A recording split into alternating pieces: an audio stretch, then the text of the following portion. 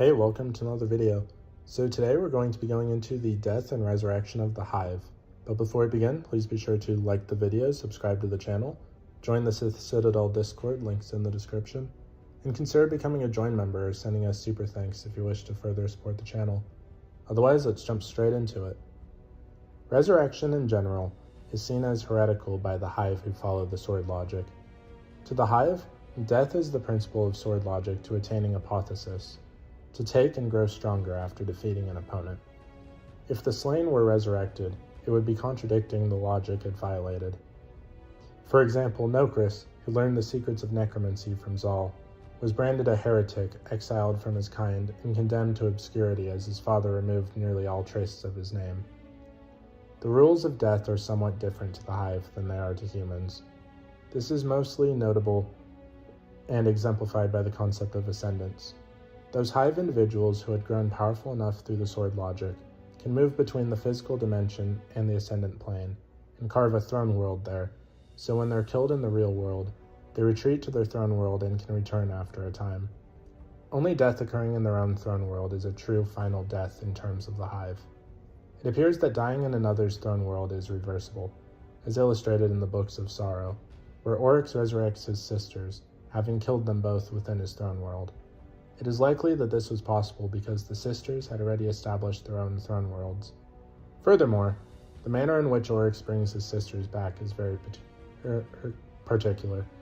He does it by defining their nature through acts of war and cunning. At another point, Ziva calls him back from the deep, where she and Savathun had trapped him, in a similar manner though describing him, and millennia later, Savathun summons Ziva to Tabadal through an act of war and blood.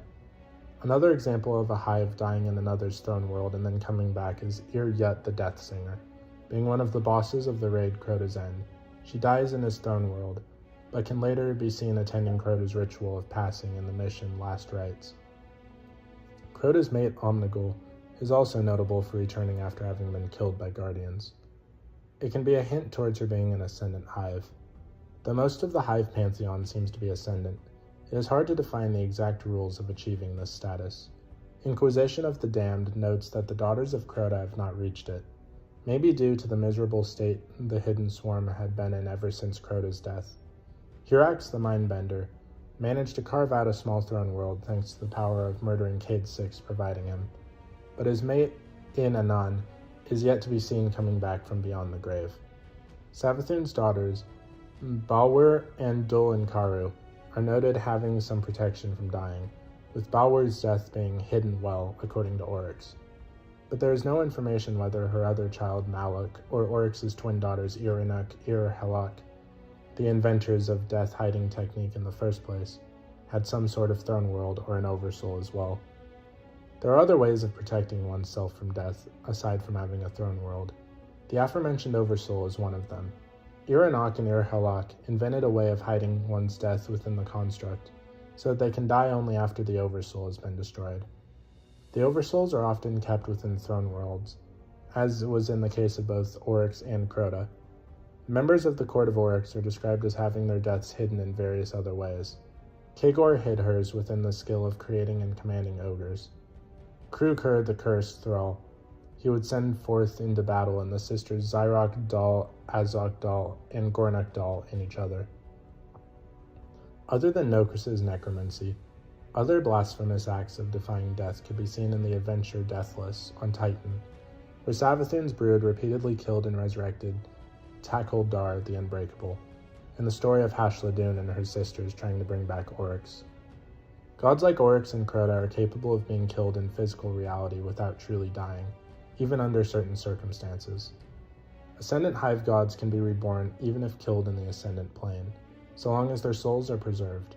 They can re-emerge in corporeal form at a later time. If they're killed in their respective throne world, however, their death will be permanent. According to the Spider, 2 other methods of permanently killing Hive gods exist, but remain currently unknown.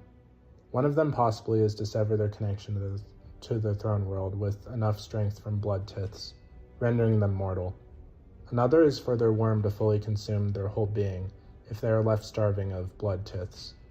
In addition, separation from the host worm also causes certain deaths due to the separation of their power with it. In descending order of importance, the current hierarchy of the Hive's religious figures are as follows: the Witness, the First Knife, original master and creator of the Taken, and the entity controlling the Hive and Worm gods through the deeds of Riluk. So what did you guys think of the death and resurrection of the Hive? Please let me know in the comments down below. If you haven't already, please be sure to like the video, subscribe to the channel, join the Sith Citadel Discord, links in the description, and consider becoming a join member or sending us super thanks if you wish to further support the channel. Otherwise, I'll see you in the next video.